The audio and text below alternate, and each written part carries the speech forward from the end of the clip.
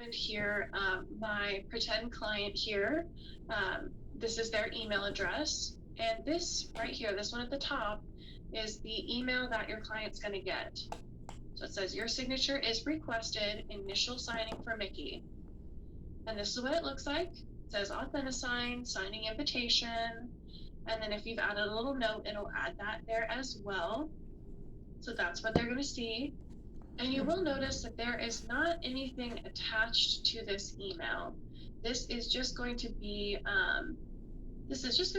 this blue button here that says start signing.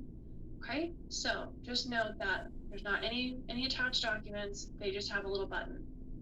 So we're going to click on start signing and we're going to see what that looks like. Okay, so they click on start signing. Okay, and there we go. So it is going to take them to this page. Okay, so this page right here is going to be adopt your signature. So the first thing that they're going to do is they're going to decide what they want their signature to look like. Of course, this is electronic signature, so it's not going to be the exact same as their written signature, but they've got some options here. They can either select a font style or they can draw their signature. So if they click on draw their signature, it's going to give them a little empty box, a little cursor here, and then Mickey Mouse can come in here and he can use his mouse on his computer. His mouse on his computer, love that. He can come in here and he can enter in his name. It's pretty hard to do. I've taught this class a few times and it always looks a little wonky. So they can do that. That would be draw signature. Or they have select font style. And select font style is just going to give them a few different choices to pick from. And they can go in here and pick the one that they think looks most like their signature. I think Mickey Mouse his would look like this. So we're going to pick one that we think is good for Mickey. And we're going to click save. And it's going to give us a little preview. That's what his signature looks like. That's what his initial is going to look like. And then they do have to click this blue accept button right down here. This is them saying that I accept that this electronic signature does represent my actual physical written signature. So they do have to hit accept. And then it's going to take them into that signing.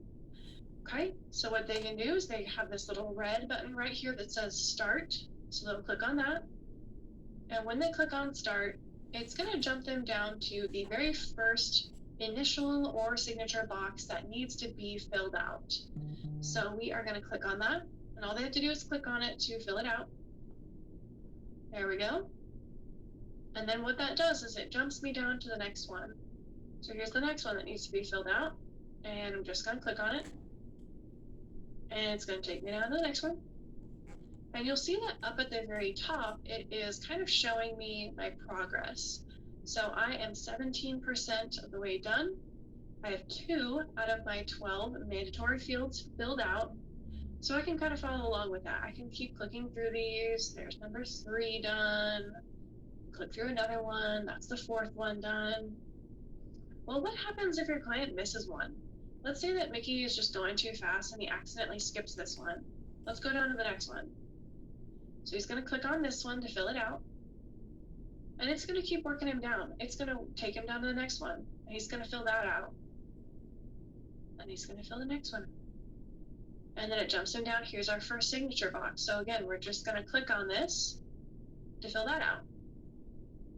Okay. And it's going to keep jumping him down to the next ones that need to get done. Here's another signature box. Now we're on our third-party financing. So he's going to click on that. And then down here at the very bottom, this is our IABS. So he's going to click on that. And you'll see that was the very bottom, right? So I got 11 out of my 12 mandatory fields done. I'm 92% of the way done. But what it's going to do is it is going to jump me right back up to the one that I missed. It is not going to let me finish without signing absolutely everything that I need to sign. So it's going to jump me back up here to my last one. And we're going to click on that to finish up. So let's click on that. That's all of my signature boxes, all of my initial boxes, all that kind of thing. It's all filled out. And so now I've got some options. I, as Mickey Mouse, I can complete signing. That's saying I'm done, I'm ready to go, I'm ready to move on with my day. I have stay and review. That is going to keep all my signatures and all my initial boxes, but it allows me to stay on this page and I can kind of take a look at these documents. I can read through all these forms. And then the last one is reset. And reset would be, I want to start over. I want to clear out all of my initial boxes and I want to start fresh from the beginning. So that is their three options. And I'm going to click on complete signing to finish this guy up. And it's going to tell me, thank you, you have successfully reviewed and signed. And so I just click that OK button and I am done. So I'm all done with my signing. And it's going to take me to this page right here. This is Zip Community by Lone Wolf. That's what this page is. And this is an additional, this is just an additional communication platform for you and your clients. I would say this one is not completely necessary because today we are texting and emailing our clients, calling them, we're connected with them on social media. I feel like there's so many email addresses. And I do want to point out that I have a new email. And this one says signing complete, initial signing for Mickey. And if I click on that, it's going to tell me that my signing is complete. And it's going to give me the option to download a copy of all those signed documents. So it's got all of them listed out here, and I can click on those and I can access those and print them out, do whatever I want to do. Okay, awesome. So my client signed, that's great. So now, again, we're going to kind of switch gears again. And we're going to go back into Zip Forms, and we're going to take a look at what that looks like for us now that we're done with the signing. So I'm going to exit out of this, and I'm going to go all the way back to my transactions. All the way back to this transactions page. And I just want to point out that my latest transaction is going to be over here to the top left. And if your page looks a little bit different, maybe your page looks like this. It's going to be at the top, right there. And I can always change it by clicking on that little icon right there. It just depends on which one you like. Some people like that list view better. Some people like the little cards better. It's up to you. But here is our transaction. So we are going to click on that and take a look. We're going to open that one up. So here's our transaction. Here's that summary page. And there's a couple more things on this page now. Now we have recent documents right here, right? If we scroll down, we have some more people over here under our parties now. So a couple of things are added in there. If we go back to our documents page, there's our documents page, and here's all of our forms. But look at this guy, we have something new in here. This is a new folder, and you'll see it says initial signing for Mickey, 17th of May, 2022. So this is where all of my signed documents end up at. So I'm going to click on this folder to open it up. And there we go. Here is all of our signed, completed documents. And you'll see that now they have that little red triangle that says PDF in the bottom. So these are my finished, completed, signed PDFs. So I can click on these to open them up. And I'm just going to open up my 1 to 4 family here. Here it is. And if I scroll down to the bottom of this first page, look at that. There is Mickey's initial right there. Okay. Exit out of that one. Let's go take a look at our third-party financing addendum. Here's our third-party financing addendum. We scroll down to the bottom. There's Mickey Mouse's initials. If I scroll down even further to the very bottom of this one, there is Mickey Mouse's signature. And it's also auto-dated, so it used today's date since that is the date that Mickey Mouse signed it. Okay. And you will see that there is one more here. You're like, okay, we sent out 3, but why is there a 4th one here? This guy is our signing certificate. So if I open that up, and here we go. Here's our signing certificate. And all this really is just kind of saying that Mickey Mouse did agree that these initials and signatures right here are going to represent his real initials. Okay, and here's their terms of service agreement. We could go through that whole thing there, but it's just kind of saying that those do represent Mickey's real signature. So you've got that there as well if you ever need it. Okay, so that is kind of the basics of how we can build out our transaction, send things out with our signature boxes and things like that. So now what I would like to do is we're going to create a secondary transaction. And this one is going to be all the fun stuff. We're going to do all of the tips and tricks and all the ways to kind of save us some time. Okay, so what we are going to do here, you know what, actually, we are going to do a template first. So we are going to go all the way back out to our transactions. I just like to start on transaction, makes it a little bit easier. And we're going to go build the template first. That way, when we do our second transaction, it'll be a little easier. So let's go to templates up here along our top blue bar. Okay, and here are all of my templates. And we are going to create one today. Now, templates here are whatever you make them. So these can be as broad or as specific as you want them to be. So I could have a really basic new offer template that just goes over some of the basic forms I need. Or I could get into more specific, like here's one for condos. Here's one for lead-based paint or HOA situations where I might need special forms for those. So like I said, these are whatever you want to make them. So what we're going to do is we're going to go to our templates and we're going to click on new to create a new one. And it's going to look kind of similar to a transaction, right? It's going to ask us what kind of template do you want to make? So I am going to just use new purchase or offer since that's what we're working with today, just for an example. So new purchase or offer. And it wants a name for that template and a category for that template. So let's say that we are going to call this our new purchase template May 17th, just because I have a bunch of these. So we're going to give it a name, and then we're going to give it a category. So I'm going to call this one residential. And then down below, I have the option to automatically apply that. So I can choose do not automatically apply this template to new transactions, or I can pick automatically apply this to all purchase residential transactions. So anytime I come in here to Zip Forms and I create a transaction that is going to be residential and for purchase, it's automatically going to add this guy to it. Or I can choose this third one, which is automatically apply this to every single new transaction. Now, I am going to warn you, be careful with these two at the bottom. It is kind of a pain to figure out how to undo this. So if you are not going to want it to add to every single new transaction, maybe don't pick those. I kind of would say just keep with this top one, don't automatically apply it. And I will show you guys all of the different places where you can add a template. There's a bunch of different ways. It is never too late to add a template to your transaction. And then the very bottom one here is select a template. So I could even add a previously made template to a new template. A little bit of templetception there for you.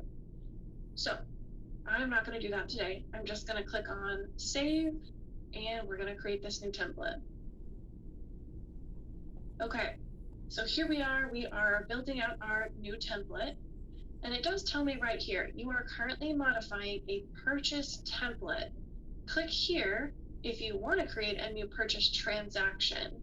So ZipForms they even recognize that sometimes this can get a little bit confusing. So if you click the wrong thing, they give you an option to click over to a transaction instead of a template. But we want to create our template here today. So what we are going to do here is we've got our template named, and we need to add a couple of documents to this template. Because right now it's just kind of an empty shell. There's not much to it, right? So let's go up to our forms. It's going to be that blue button that says all forms. and we're going to add any forms that you might need for an offer. So here I can go up here and I can add my IABS. Remember, that was the last form that we entered last time. But let's say we're doing our purchase template, so we're going to make sure that we pick the buyer side of the IABS. And I do remember earlier we had a question. They asked us, can we fill out that IABS ahead of time so that I don't have to do it every time? Yes, you can, and this is exactly how you do it. Go ahead and create your template, add your information about brokerage services. Now I can go into this form and I can go in here and I can add my name. I'm Rachel Henson. I can add my license number. I can add my email. And I can add my phone number. Oh, I think I did that wrong. 2755? I think that's right. Right? So I can add in all of this information right in here. That's all my info right there. And now it's saved on this template. So all I have to do is apply this template to my new transactions, and I don't have to fill this out every single time. It's already done for me. So I'm just going to click save. It's going to save that. And then I'll go back to my template. And maybe it'll go back one more time. There we go. Okay, so we've added an IABS to our transaction template. Let's add some of those same forms. Let's add another 1 to 4 family. And I'm going to go to my all forms. And in my little search box here, I'm going to type in, this time I'm going to type it out. 1, 2, 4. There's my 1 to 4 family residential contract. I'm going to click on that to add it. Okay. Maybe I also want to go ahead and add my third-party financing. Most of my clients I'm going to work with, they probably are going to need some third-party financing. So let's go ahead and add one of those as well. And I'll exit out of here. So there are our 3 forms that we can add. And you could, again, you could make this way more specific. I could add in things like HOA addendums, other little things, addendums, and different contracts that I wanted to, but I just like to keep it real simple for our class. Okay, so there are 3 forms that we can add in there. And let's see, another thing that we can also do here is we can create a checklist. Remember that earlier we talked about checklists and we said we're going to come back to that? Here we go. So I'm going to add this checklist to my template. And this is going to be kind of like a to-do list. A to-do list for me for things that I need to do in this transaction. So right now there's nothing to display. Again, kind of an empty shell. But I'm going to come up here to New Checklist. I'm going to click on that. And it needs me to give this a name. So I'm going to call this my new offer to-do list. New offer to-do list. These are things that need to get done. So I'll save that. Here we go. We have our new offer to-do list right here. And now I can come down here to this little plus sign and I can create a new task that needs to get done. So for example, I could come in here, create a new task. And what's something that needs to get done with a purchase? We need to take our earnest money to the title company. So I might call this take earnest money to title. Okay. And is there a due date for that? Well, yeah, there kind of is. There's a relative to due date on that one. So I want to do that. Maybe we want to do that 2 days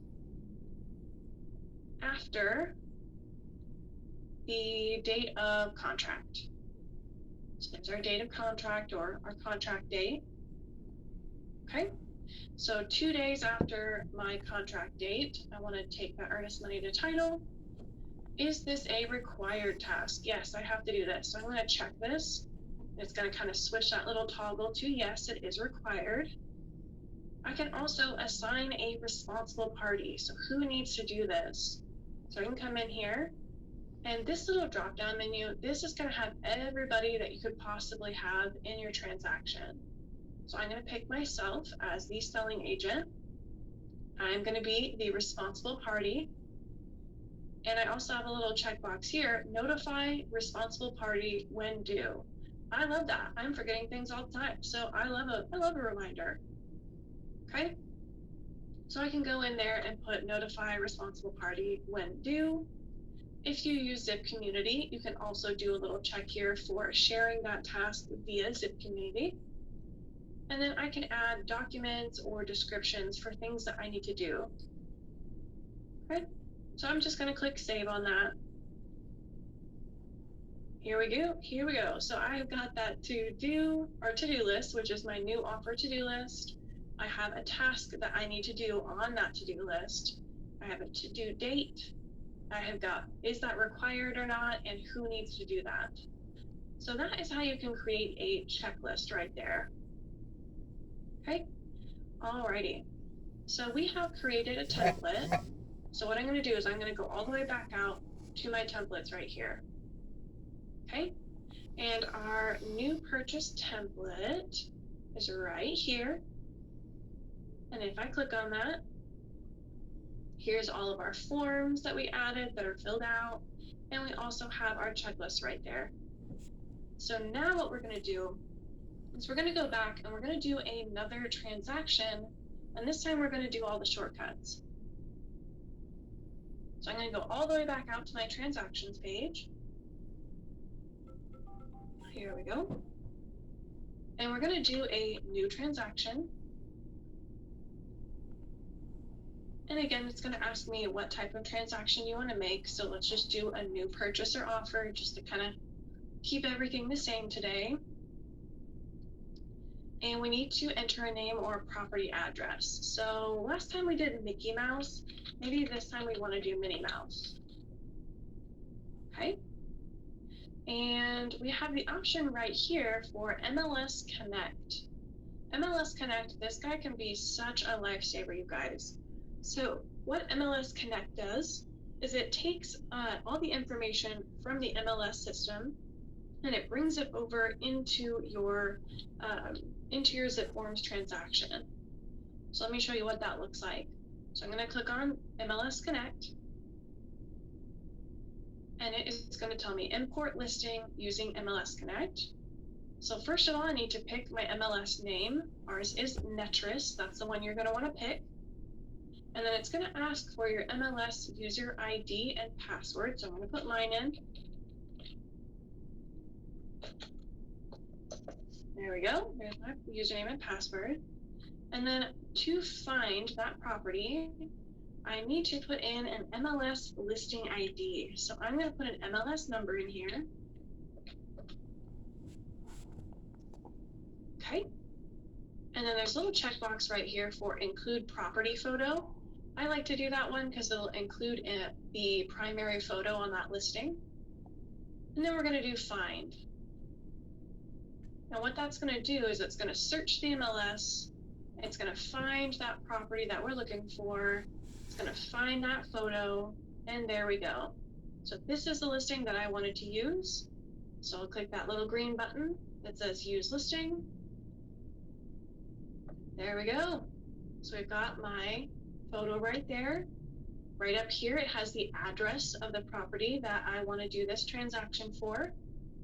And I can click the category. So this one's residential. Again, remember the status is just for me to use here in ZipForms. So I might call this an active. And now I have select a template. Now, if you've set up a template, following along today with me in class, now you might see that template. But remember, if you haven't set one up yet, you might not see that template option there yet until you set one up. So let's go here and we are going to pick new purchase template May 17th. We're going to pick that one. Okay. And then of course I've got the option at the bottom to add any comments, but we are just going to click save there to start our transaction. Okay, so here we go. So we have started our transaction here. Right here we have our little property photo, the name of our transaction ID, and the date that it's going to be retained by. We'll see that we are started right here on our summary page. And if we scroll down a little bit, you're going to notice that there's a lot more information filled out here. Remember the first time we came here, it was completely blank. This time I've got the MLS number, I've got the address, I have the parcel ID, the legal description, I've got all of that. If I scroll down, over here under my parties, and we'll go take a look at this in just a moment, we've got the seller, the listing agent, that's entered in there. Okay. We scroll down to the listing summary. We've got the listing date and the listing price entered in here. Okay. So all of the information here is going to be filled out, and that is using that MLS Connect, which is really awesome. It fills all that out for you. If you forgot to do that earlier, no sweat. MLS Connect is right here. You can always go right there to add it in. I do see a question that asks, what does RPR next to the property summary do? This would be, you can use your RPR account to fill out that property summary.